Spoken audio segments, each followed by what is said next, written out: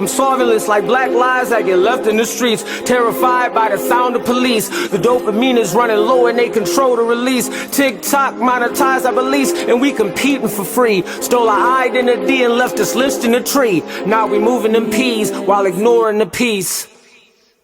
And oh yeah, fuck Sonny Ski. In the beginning there was the word, Genesis to Revelations all told through a verse. The light saw me beam for the things that I'm speaking, but light only a thing because Elohim speak it. They always say Lucifer, the angel of music, but then who created gospel? God is confusing. Why the etymology for Lucifer is one who bring light? And what about the MCs who choose to sing Christ? Is music a vice or a misused device? The same way it gets saved, it can even take a light. No exaggeration, words or spells, music is magic. Juvenile said back that ass up. What happened? When I said throw your hands up, what happened? Come to my individual music, most of the time I can do spontaneous stuff, but my best stuff is when I come with like a concept. Because I'm a conceptual dude. Okay. And how my mind works, I'm a weird guy. So it's like how I just think about shit is just weird. But I could definitely hop in the studio with someone, oh yeah, let's knock out a song, a verse. But my personal favorite songs is the ones I took my time on. Because when I have a concept for a song, I basically view any song somebody listens to by me could be my last song ever. You know, knock on wood, I could die tomorrow. So if people want to hear the last song by me, it don't have to be crazy deep all the time, but it needs layers to it. It's got to be potent.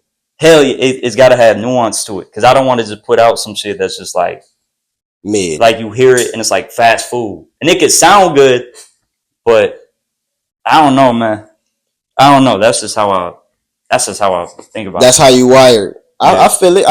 I can tell by, you know what I'm saying, peeping the artistry, you know what I'm saying, being able to keep audience, you know what I'm saying, captured. You know what I'm saying? I done seen you do that plenty of times, bro. You know what I'm saying? It's a gift. You know what I'm saying? I think you got a gift with that, bro. Definitely got a gift with that. Yeah, sure. Yeah. You know what time it is, man. How Did We Get Here podcast. It's your boy, Mike Book, Sauce Guy Legend, held at 777, Mr. MIC, who you be? Sonny Ski. Sure. You know what I'm talking about? You know what it is, man. How Did We Get Here podcast shit, episode 109, man. You know what time it is. Shout out to my shooter, Prolific Gold Visuals, with the blicky again, getting you boys together. You know what time it is, man. Hey, so I got a couple questions for my brother Sonny Ski, man. We're going to tap in with the tap-ins, man. You know what time it is. We're going to make sure that y'all get what y'all need. Make sure y'all cup is full. You know what I'm saying? Drink a little bit of what? Soup. You know what I'm talking about? Make sure y'all got y'all blunts. You know what I'm saying? Y'all particulars that y'all tap in. The delectables for the podcast, because we bringing that shit today. Hell yeah. So, where you from, bro? We want to know where your B's, where you stayed at, man. Some schools you went to. We want to know where you from, man. Give us the locations for the locations of where you be at. First, anybody out the city, I'm from Grand Rapids, Michigan. 616. To be more specific, I was raised by Garfield Park. BH. Not from the BH though. I can't claim that. I'm from the Elder side. So he said he's from the BH. I'm just playing.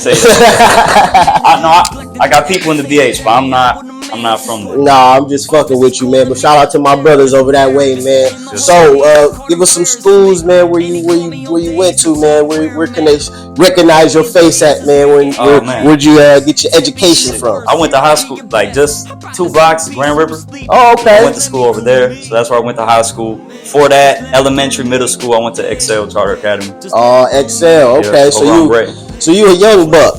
Young buck. Okay. How old are you? Just turned 25. 25, man. 25, man. I remember when I was 25. Boy, my knees and back and all that. Boy, I'm an old geezer. No, I'm still a young king, man. Don't play with me. But yeah, bro. So when did you start your genesis with this rapping thing, man? Like when did you feel the urge to pick up the pen and say, "Hey, I'm doing this"? You know what I'm saying? I'm gonna show y'all. I'm gonna be him one day. Right. Because I mean, I always had an interest in music. Cause my dad, he's a musician. Okay. So he, you know, my uncles do music too. So he was always in the basement. They was always working on something. Like his music is like the soundtrack to like my early childhood. What kind of musician? Like what kind of music he do? He did Man, I talk about songs, but he do it all. So he's worked on hip hop, he's worked on rock, alternative. Now he's doing country. Like he plays a hand in everything. Right. You know. So but I'll say you know, I rapped for fun and stuff when I was younger, but when I took it serious is at that school over there. Every day after school we used to have rap battles and stuff like that. So we would freestyle at each other. I was ass, right? Mm-hmm. But it's kind of like nobody was just expecting me to be, like, so when I say some mid shit, they'd be like, oh, they'd be like, Slim Shady guy. Oh, okay. So it was just funny and shit. But then one day, this dude named H.D.W.G.H. H.D.W.G.H. Yeah, man. Shout out to Jock. I've been talking to him in years. But, you know, every time I tell this story, I got to shout him out just for this period because this is where everything changed. Respect. Yeah, so we was having a rap battle and stuff like that.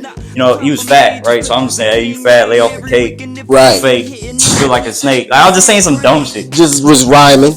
Just rhyming. Just rhyming. And people were just, ooh, just playing along with it. Then he got my ass back. I had terrible acne at the time. So he said, keep talking, I'm finna light you. All them red dots on your face look like someone trying to snipe you. And then people started pushing. Like, it was a mosh pit. Outside, they started pushing. Get the fuck out. Hey, so, man, I took the rapping home that day. Man, it's crazy how we right by here. Yeah, it's ironic. Yeah, took the rapid going down Eastern, and I was just in the back like, hell. That's when I was like, I gotta say something. Yeah. Before I'm just, you know, I think everybody just kind of freestyles and raps for fun. But it was at that moment where it's like, nah, I gotta say something that's gonna cause a reaction.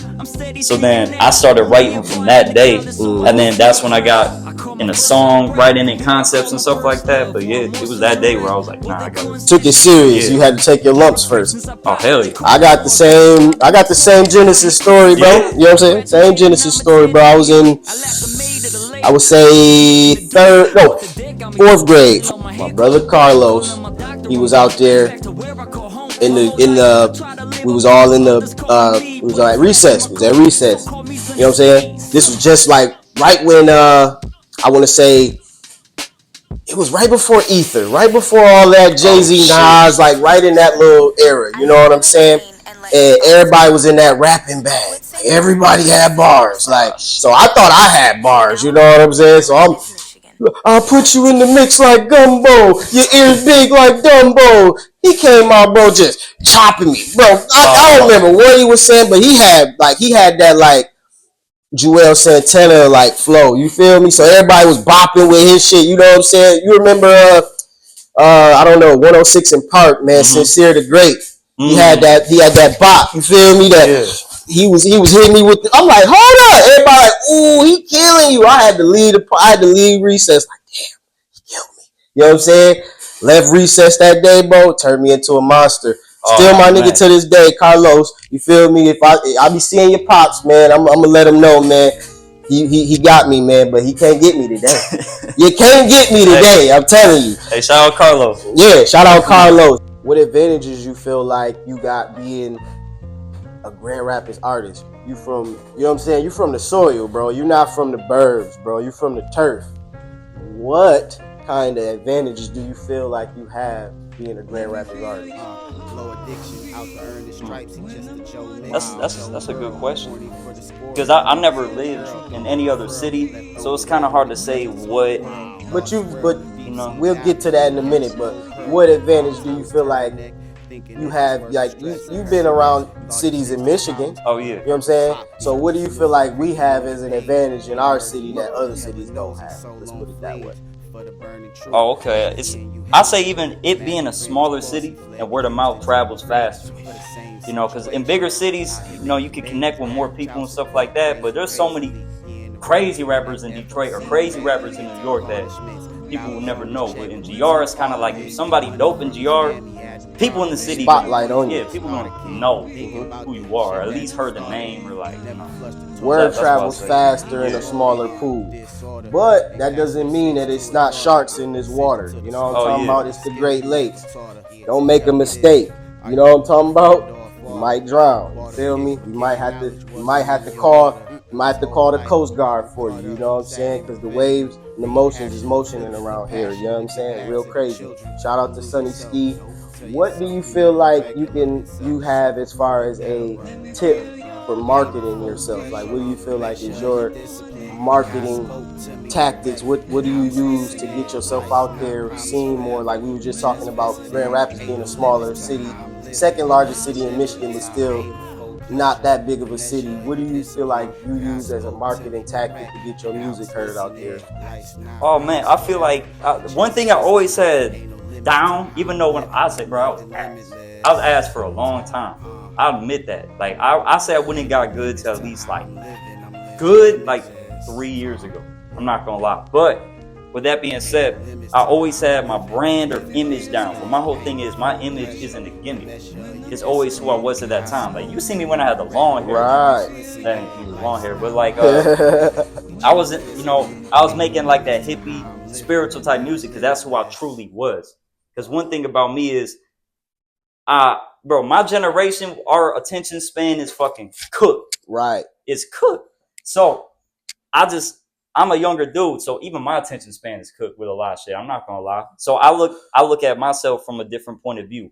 If somebody is scrolling through TikTok or scrolling through something, what's gonna catch them, right? Immediately, it's like, hey, I'm already this spiritual dude. I'm gonna grow my hair out. I'm gonna look like a bum. Fuck it. That's my image. And then as soon as people scroll, even if people scroll past, something about my image just captured them. Polo G shouting you out on live. I know that had to be a pivotal moment, like, you know what I'm saying? Like Grand Rapids is a small pool, like we were just talking about. Being able to be seen by some of your peers, you know what I'm saying, in the same industry, noticing that you putting in work, I know that had to be a great feeling, man. Explain that to the people. Man, that's crazy you bring that up. I announced it publicly. That was AI. Word? That was AI. Damn. That was all fake. And this is my whole thing. It going back to what we were saying about marketing or like getting people attention. The song that I promoted, it was off of Tupac's Never Had a Friend Like Me beat. The song's called Fake Love. That's the right. whole point of that song was people only gonna show love when they see you made it. So I was like, if people wasn't fucking with that move, I understand. But my whole intention behind it was like, oh, people only gonna fuck with me. When people seen I did the Polo G shit, bro, my phone blew the fuck up. People I haven't talked to in years, calling me, texting me, doing all this shit. So I'm like, oh, this shit actually, like, when this shit dropped, like, it's a kind of a diss track to those people where it's like, oh, now you'll want to tune in as soon as you see I got a big feature. Right. And I announced in the song, yeah, I faked the feature. So that was my whole intention with that. It was to lay that message out there. That's yeah, I'm not fucking with the fake loves. So were any labels blowing your phone up after that? Like, did you get any other attention outside of just like I got some attention from people in Chicago. Okay. And when they found out that it was fake, oh yeah, they wasn't with it. They weren't happy about that. Ooh. It wasn't happy about that. But no labels, nothing. So off of that, any labels hollering at you for your music though? Oh yeah. Okay. You got any dealings with anybody, or you just kind of shopping it around right now? Nah, cause where I'm at, I'm not one of those artists who say I'm gonna never sign a deal. I'm not ever gonna say that.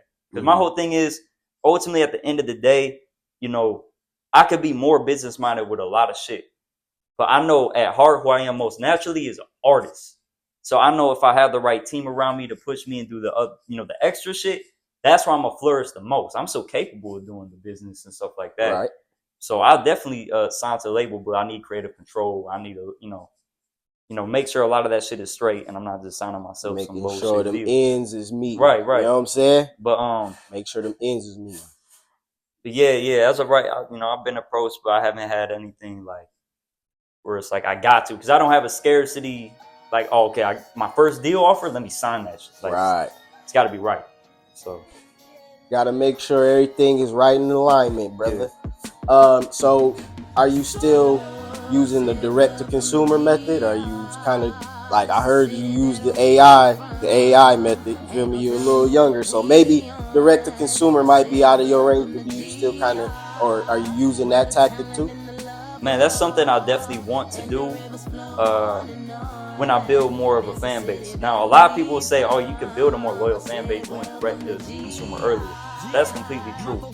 But I want my music to be as accessible as possible, even if that means I'm not getting a check for it all the time. So I knowingly come in like I'm not going to get the most money I can from it. But to me, it's like my story message. Like I want the most people to hear it as possible. So you want the listeners to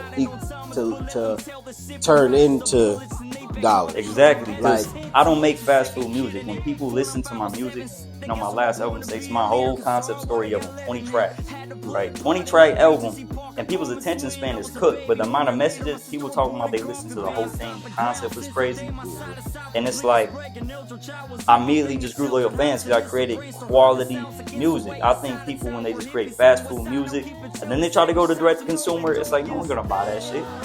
It's not worth nothing. Weed tray. Bro, it's not worth shit. You haven't proven that you worth shit. Right. So it's me, it's like, you know, and I know people will disagree with me on that part, and it's all I got nothing but respect people direct to consumer. Like Chasing Summer Jamon, when they dropped their album, they did direct to consumer. I salute that. I love shit like that. Right. You know, that's just where I'm at with it right now. I'll do that in the future though, for sure. All right. So let's get into some. We're gonna go a little left. You know what I'm saying? Okay. So if you could create your own Illmatic, what 4 producers would you want to put on your super producer album? Dead or Alive? Dead or Alive. H.D.W.G.H, DJ Quick, Okay. Ninth Wonder, and fuck. I'll say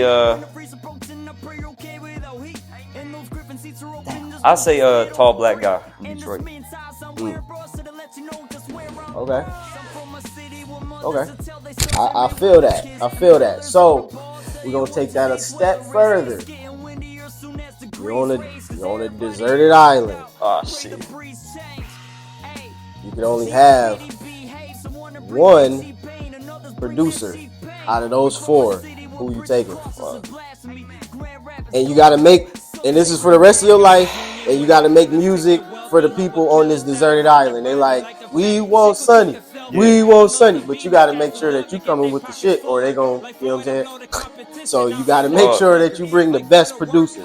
Who is it? Who DJ Quick. Oh, okay. So they're gonna be out. J Dilla and DJ Quick are neck and neck. The reason why I say DJ Quick is because I'm on an island. Yeah. DJ Quick, the type of production he makes, it's gonna fit the island movie. So, yeah. He's from Cali. Both of them are my favorite. Like I can't pick between those two, but it's the island. I'm picking Quick. Okay. Yeah. I respect that. That was a good one. So he's still on this deserted island. You just got done doing your show. You know what I'm saying? You kicked him back. You get a phone call. And it's an artist, but it's a female. She want to come on the island. Who's on that phone? Erykah Badu. Ooh. Erykah Badu. That's I can't quit music till I get Badu feature. I can't. So she want to come be a part of the ambiance. Okay, yeah. Hell yeah. But I wasn't talking about coming to part being the ambiance. This person on the phone, she want to be with, the shits. Oh, shit. Yeah, the shits. Who's coming to the island to be? Hey, yeah. Man, I got a woman right now. I ain't going. Oh, this is hall pass, man. This is hypothetical. This is allegedly. She ain't gonna whoop your ass for the allegedly. Oh no, she ain't gonna whoop my ass, but I'm not even gonna go down that. So I'll just say my girl. He said Erykah Badu for the ambiance, and his girl is gonna be on the phone making sure that that's all that's going on. You know what I'm saying? I respect it. We're gonna do the puffer pass segment, man. Temple organic grown. This is 26.1% THC, so it's that gas. You feel me? At least that's what they claim. It's that gas. We gonna find out today what they hitting for. You know what I'm saying? I do not know where they are officially out of, but I know that 315 carries this strand. Saying it's a hybrid. You know what I mean? So for everybody that love, you know what I'm saying, the head high, the body high, all in one, man. This is for you right here. You know what I'm talking about? Temple Organic Grown. So go holla at 315, man. They do good business. You feel me? Or like I just see something like on the fucking on the table in the studio, Right? And it just give me idea. It's like when we on a group, it's like my first question we put on the beat. What we talking about? Are we just rapping? Again, is there a story? Are we just having like what we doing? That's my, you know. You got to break it down to the smallest component. But are you a lyricist? Absolutely. Do you feel like you're better at storytelling than your lyrics, or are you more like focused on what you're saying more than like I gotta make sure this is the hardest shit out? Oh man, to me it's all one. I gotta have some kind of content. It don't have to be the most deepest shit. Right. But I'm never a person where I'll just rap about rap. It's like I'm no lyrical miracle. My 16 shit's mean. It's like a 16. Like I'm right. When I'm rapping, I'm gonna have mad wordplay, metaphors. You're gonna see the syllables and all that. But it's gonna be more like content, you know. So I make, and even like the flows and shit I do, I'm very technical.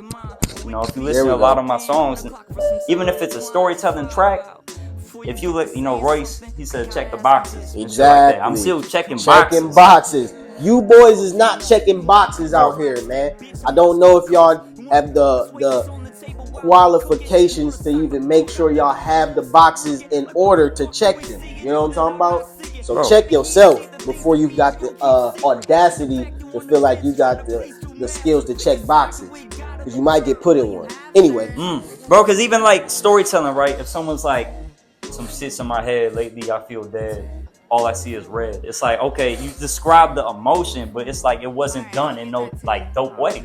It's all linear. Exactly, linear. Train track. Like there was no like, I don't know, like if I'm there's gotta be all types of other shit in there where it's like more and more listens you're gonna pick up like, oh shit. Cause I'm not like a punchline, you know, I'm more like a oh shit. Like you hear it back and you hear all type of schemes I was doing you didn't even realize. Right. So it's like rewind fine is more than fine. Shout out to Loaded Lux. Are you oh, there we go. That's what it, shout out to Loaded Lux, because he just made me rewind fine is more than fine. Hey, so you did the Push the City Cypher. You did Artist Spotlight. You did Rap for a Stack. What gives you that competitive hunger, bro? Where does that come from? Like that goes back to, you know, the battles outside of school, because it's always like, that's, you know, some people I feel like they get me fucked up. So it's like, okay, people see me, he tells a great story and shit like that, but it's like I'm competitive with my shit. So it's like I might not be rapping, oh my 16 shit's mean, but it's like I'm like, okay, y'all can't tell a story better than me. Y'all don't have concepts better than me. That's how I get competitive. So when I did the Rap for a Stack shit, I'm still rapping my ass off, but it's like when you come to a Sonny Ski show, you know you're gonna get a show, a performance. So I'm crowd surfing at a Rap for a Stack show. All of that. And fucking, I got shirt with blood on it, and I fucking rip it because my whole set is a whole story, but I'm still barring motherfuckers out. That's how you get it, man. I seen that they gave you runner up 3 times in a row, and then you finally won. My Place. Yeah. What the fuck? What they call that? Word of mouth. Word of mouth. Word of mouth. Shout out to My Place. Shout out Word of mouth. My Place. All them, man. Yeah, that shit. Bro, that shit was fucking crazy. The night I won that shit, I don't know if you seen the footage. That shit, bro. I look back at that like a week or two ago. Yeah. I was just laughing because I'm like, I was really mad. I was like, tell me that chain ain't mine. Man. Oh, man. That was that passion, though, bro. Like, yeah. I've been there, bro. We used to, like, last episode, when we were talking about the Toscanos, you know what I'm saying? Shout out to my brothers, Screwface, Apocalypse. Y'all go check out that episode. But oh, yeah. Fire episode. Appreciate that, brother. We literally had so many competitions that went that way. You know what I'm saying? E-Will, same, you know what I'm saying? Same thing for Rap for a Stack, bro. My brother B Sykes won the first Rap for a Stack. Shout out Belvy. Shout out to my brother Belvy.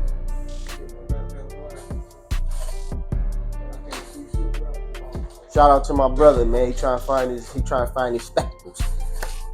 my brother B Sykes, we had the last round for the rap for the stack. You know what I'm saying? Him and Steve Malcolm. You know what I'm saying? We had our song Push Ups, which is a classic. Too bad that you can't find it on YouTube no more because they wiped it. You feel me? Because Wiz Khalifa and Snoop Dogg has a song called Push Ups. But we were on Snoop Dogg's top 10 underground artists for that song. What? Yeah. So now we can't find it no more, but they got a song. Anyway, we went and did this. We did that. You know what I'm saying? And he brung me out. You feel me? And we did our song. We ripped it. It's going crazy. Like, same type of deal. You know what I'm saying? Getting the crowd going. They love it. It's a classic. Steve Malcolm, he comes out, does his, you know, holy. Shout out to my brother, but he came out there and literally prayed on stage before he went on stage. I said, we got this one, y'all. Yeah, we got this one, y'all. I'm just being real. We got this one, y'all. And we got it. You know what I'm saying? He got the first rap for a stack. And that's when I knew it was a shift, you know what I'm saying, in the whole scene of Grand Rapids, bro. Because at that point in time, bro, I was doing the most. Like, the most. And it was one of those opportunities where we like, if we get this, the city gonna remember us, bro. And ever since then, bro, it was just like BTA, bro. No tag. Forever. Shout out to my brother Belvy. That was a great experience, bro. How did you feel, man, going up there, man, competing with some of the, I guess, premier artists in the city? Man, you know, I guess it feels good afterwards, but in the moment, it's like I always gotta, you know, prove myself.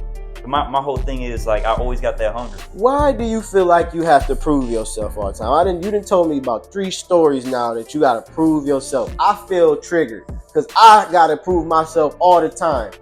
I'm short. I'm just being real. So niggas want to try me all the time. Why do you feel they want to try you, bro? Man, I can't even say the exact reason because I don't know. I know I'm the shit. So when people see you the shit, they gonna do something to, you know, hate on it. And my whole thing is this: I don't care if people hate. Y'all can hate on me to my face, hate on me. I don't give a fuck. Just don't. If you don't fuck with me, just don't fuck with me. In person, you can talk shit about. I don't care. But my whole thing is when people try to come up to me and show love and shit, but I know you hating, talking shit. Yeah. Me, I'm never gonna be like, man, they hating on me. When you great, you're gonna get hated. So I don't care about that. It's just the fake shit. It come with the territory is what you say. Right. And my whole thing about like trying to prove myself is like, you know I got, you know, respect in the city, but to me it's like I'm not the type of dude to get comfortable. I'm like, all right, got my respect. Let me just I'm the shit. I gotta show motherfuckers why people hold me in a high regard. I'm still in GR. It's like if you made it out of GR and you international doing all that shit, you don't have to keep coming back to GR all the time. But it's like I'm still in the city. Right. So if there's competitions and shit, most of the time I'm gonna be in it. And people can say, oh, the competition's rigged, shit like that. You know, it might be. But if it's a, you know, like Rap for Stack wasn't the same as word of mouth. It's like these are different competitions. So it's like, I don't know, bro. I really can't describe why. I just naturally have a chip on my shoulder. I feel that. I feel that. I really do feel that because that's literally how, when you came up, that's what we had. Just that natural chip on our shoulder. Like, we gonna prove to y'all because we was the young bucks coming up in the scene, going up to Billy's and Toscano's and all these different venues, bro, as the young bucks. They like, who is these Southeast Money Mafia? You know what I'm saying? Who is, you know what I'm saying, Broken Famous? Who is, you know what I'm saying, everything, you know what I'm saying, Black Cartel? Who is this? Everything. And I definitely can relate to that, bro. Definitely can relate to that. But one other thing I can relate to is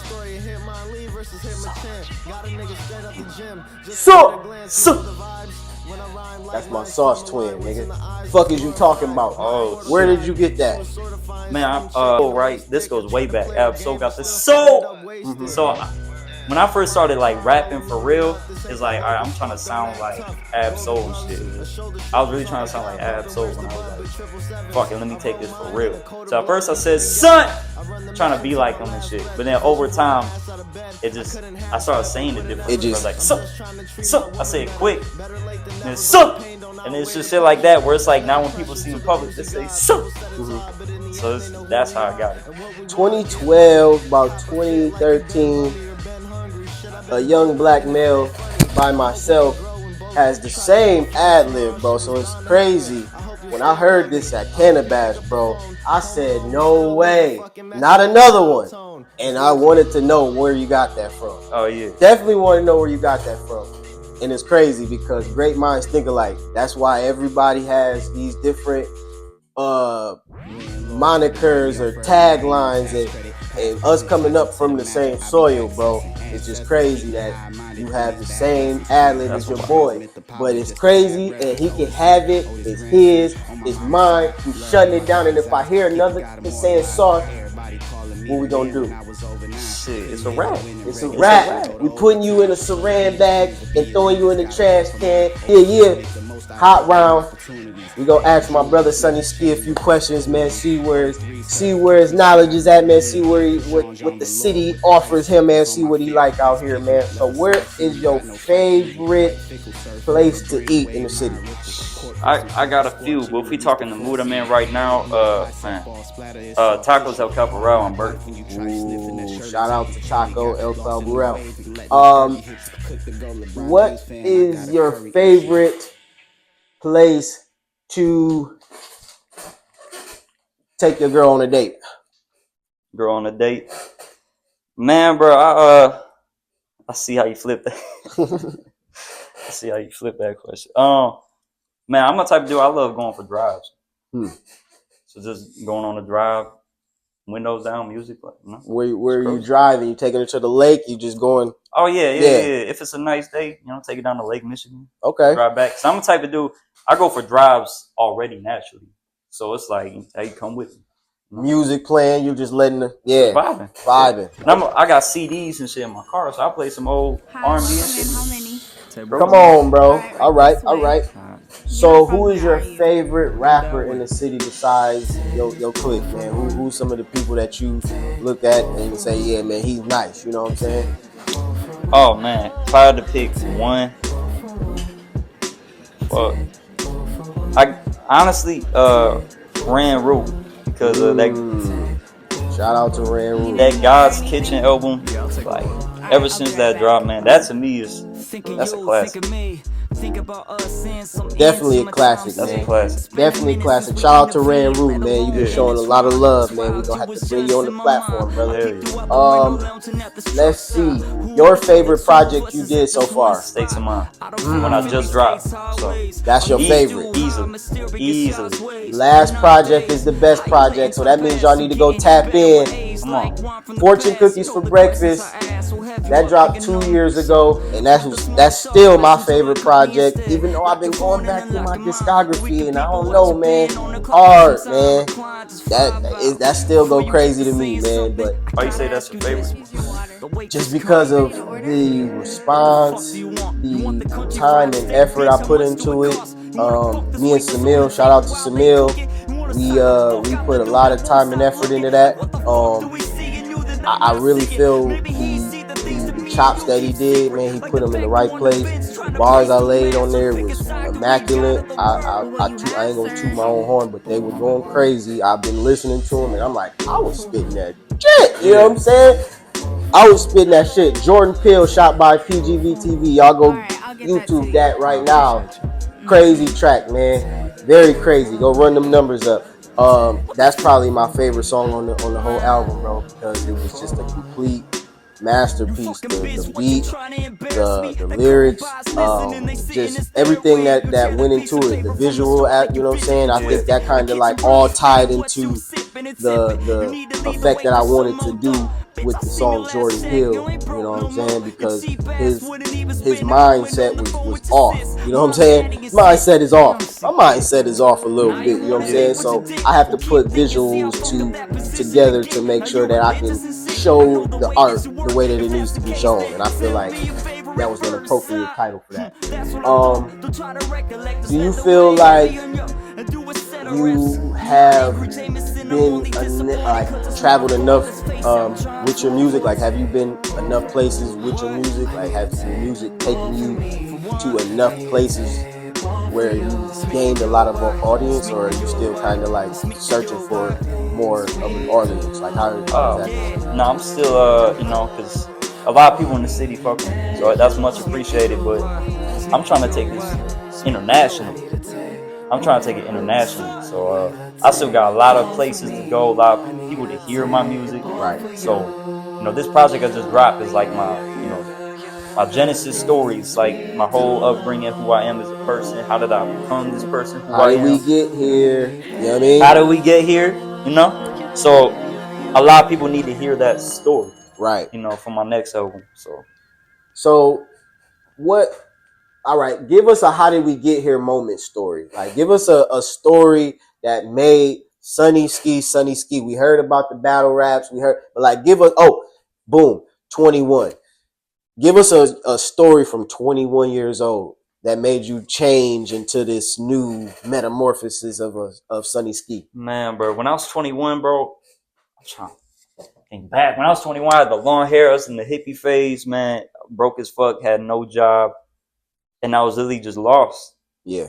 I knew I wanted to do music, and that's always been my passion, but it's like I didn't see nothing coming from it. I wasn't getting no opportunities and shit like that. I reach out to shows, I wasn't getting shit. But then one day, Art Prize 2021, right? I said, fuck it, I'm gonna do some. I'm gonna just go down there and freestyle. I called it Artist Surprise. So I had my boy bring I had this speaker, I had my microphone, and I had a little cardboard, shit wrote out with the shit on it. Yeah. And I was like, man, fuck, I'm not getting opportunities, I'm gonna just make my own. And that was the catalyst, everything. But when I went down there, there was so many people today that come up to me, was like, hey, you was the dude freestyling at Art Prize some years back. And I'm like, y'all still remember that? Yeah. And it's like, that's when my name, got some kind of buzz. So that's when everything started changing. And that's when I got show opportunities. And through that, I did Pass the Mic. I met Ken Cortez. Salute. Yeah, hey, salute. And shout out DJ Monk. Because in Monk, shout out to Monk. Choppy Blades. What up, baby? Salute. And then Monk saw me at Pass the Mic. It was at the one spot on the Vision and Burton. I'm trying to remember what they used to call it. But fucking, I performed there. Met DJ Monk. And then through that Pyramid Scheme, that's when I met 6 Man. And then through Pyramid Scheme, and then that's when I started trucking. And then I was gone for some months. I was over the road, and I went through a whole spiritual journey. It's a wild time. So I didn't know if I wanted to keep doing music because I explained on the album the whole story. Yeah. But then I come back, and the first spot I ever performed at in my life was Muse. Like, years back, because NAACP, we were putting together an event there, and then they said, hey, hop on the mic. So I was like, all right, bet. And then full circle moment, 2022, summer 2022, when I came back over the road, I did another open mic there, and it just kind of like, I need to do this. And then after that, we could fast forward to this is when like shit changed. It was the word of mouth competition. Constantly going there. The first 3 times I lost, and that 4th time I won. That's what changed everything. Ever since that time, it's like I haven't been on a break since. I'm constantly like doing shit. I have not had a break. So that day when even before I won that chain, and then people was like, oh, Sonny should have won. And people started calling me the People's Chain. And I had that shit where it's like, oh, people really fucking me. People know who I am now. Okay. And that's the first time I'll be out in public. People like, hey, Sonny, right? I heard, were you proud of that from my place? Like, I still get that today. So ever since that day, bro, the brakes broke. I have not stopped. So lit. That's the moment where I realized I'm Sonny fucking Ski. Solidified. Yeah. Certified. How did we get here certified? You know what I'm talking about? That's a real life how did we get here moment. I don't know if y'all own it like that, but that's a real how did we get here moment. And I don't know if y'all really had that in y'all, but we in here. And I'm gonna let y'all know We about to close the show, but that doesn't mean that the show doesn't keep going. Y'all tap into the page, right? We got a bunch of content for y'all. You heard? And the sauce keep rolling, man. It keeps going. So y'all see we got a lot more for y'all. It's your boy, Mike Book, Sauce Guy Legend. Hail that 777. My brother, where can they find you? Sonny Ski, SONNYSKI, all platforms, Sonny Ski 616, Instagram. You heard the man. Y'all can see where to find me. You know what I'm saying? Holla at PGV TV. You know where I be, Mr. MIC. Must I continue? Yes. Stay blessed. Holla at your boy. How Did We Get Here podcast. We out. Now they can't pay what's due. And on my mind is all the times my pops had always came through. The next day I withdrew like 500, I'm not stunning. Dropped it on the table by him like it is not something. Him and I hugging, I'm finally a man. Now I'm back to job hunting. I had resigned cause they finessed my pay. My dad respected it, but said that he couldn't do the same. He gotta provide and put his last for his first. Man. Oh, come on.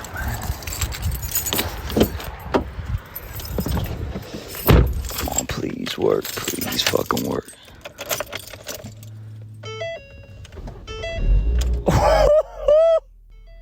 Yeah. Hold on. Turn the music. Level up session on 97.3 The H with homegrown Grand Rapids own. Let's go.